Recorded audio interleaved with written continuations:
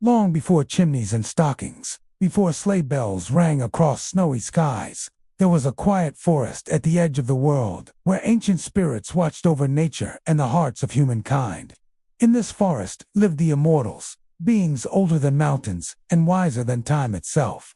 Among them were the Laughing Valley nymphs, gentle forest spirits who protected lost creatures and wandering souls. One winter night, as snow fell softly and the moon glowed pale and kind, the nymphs discovered a human baby abandoned beneath a mighty tree.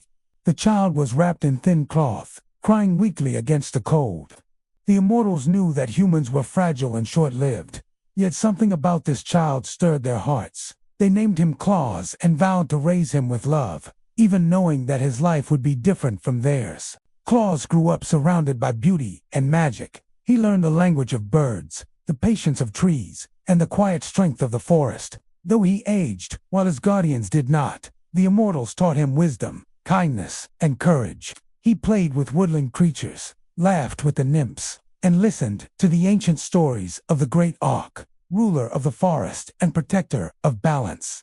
Yet, as Claus grew older, he felt a strange pull in his heart, a longing he could not name. From the forest edge, he could sometimes see the distant villages of humans, where smoke rose from chimneys and voices echoed with joy and sorrow alike. One day, Claus asked the Immortals about his origins. With gentle voices, they told him the truth. He was human, not immortal like them. His life would one day end, as all human lives do. Though the news saddened him, it also filled him with purpose.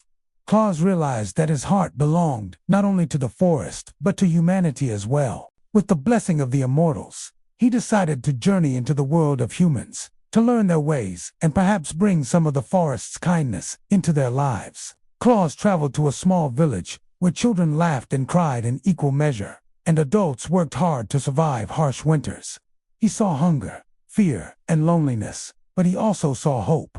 Claus found work as a woodcutter, strong and skilled from years in the forest. He built a small home and became known as a kind, gentle man who helped others without expecting reward.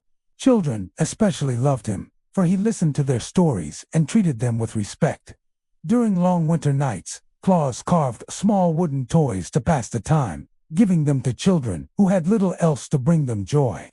Unbeknownst to Claus, dark forces watched the village from the shadows. The Augwas, cruel and twisted beings who despised human happiness, thrived on fear and misery. They had long tormented the children, stealing toys, spreading nightmares, and turning joy into sorrow. When they noticed Claus bringing laughter and comfort, they saw him as a threat. The Augwas plotted to stop him, whispering lies and spreading trouble. Soon, Claus found himself targeted by misfortune, blamed for problems he did not cause, and threatened by unseen dangers. Despite the growing darkness, Claus did not give up. He believed that kindness was stronger than fear. One winter, when the nights were especially long and cold, he made it his mission to bring toys to every child in the village. He worked tirelessly, carving figures of animals, dolls, and little wagons by candlelight. Carrying a sack filled with toys, Claus traveled from home to home, delivering gifts quietly so as not to disturb sleeping families.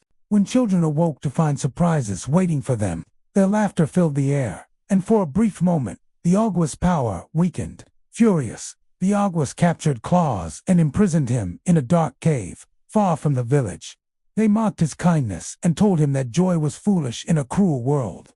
Alone and afraid, Claus felt despair for the first time. Yet even in darkness, his heart remained strong. He remembered the forest, the Immortals, and the children's laughter. He refused to let hatred take root within him.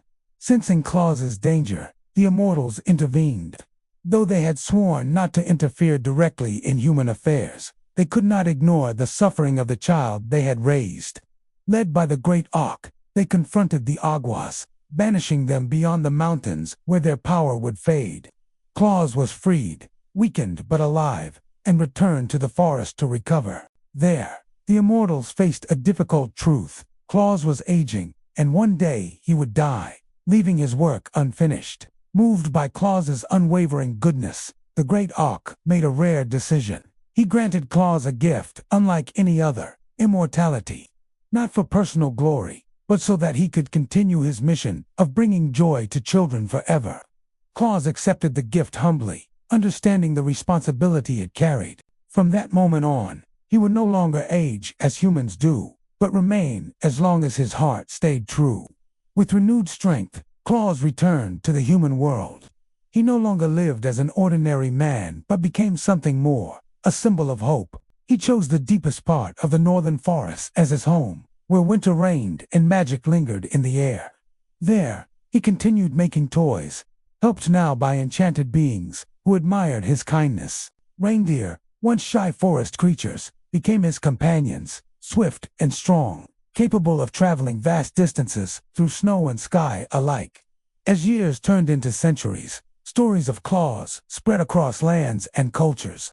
Children spoke of a kindly old man who visited in winter, leaving gifts for those who were good and gentle reminders for those who had lost their way. Parents told tales of hope to comfort their children during cold nights. Though names and traditions changed, the spirit remained the same. Claus never sought praise or reward. His joy came from seeing smiles, hearing laughter, and knowing that kindness still had a place in the world. The Aguas, though banished, never fully disappeared. From time to time, darkness returned in different forms: greed, cruelty, and indifference.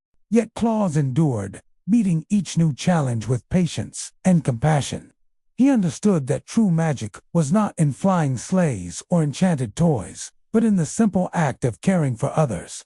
Every gift he gave carried a message, reminding both children and adults that goodness was a choice made anew each day. In quiet moments, Claus sometimes returned to the forest of his childhood. He walked among ancient trees, listened to the whispers of the wind, and thanked the Immortals who had shaped his life.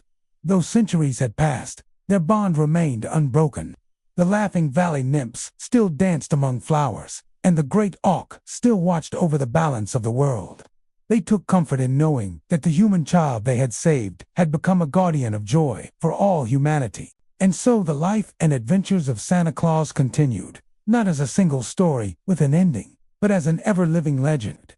Each winter, when snow falls softly and lights glow warmly in the darkness, the spirit of Claus moves through the world once more.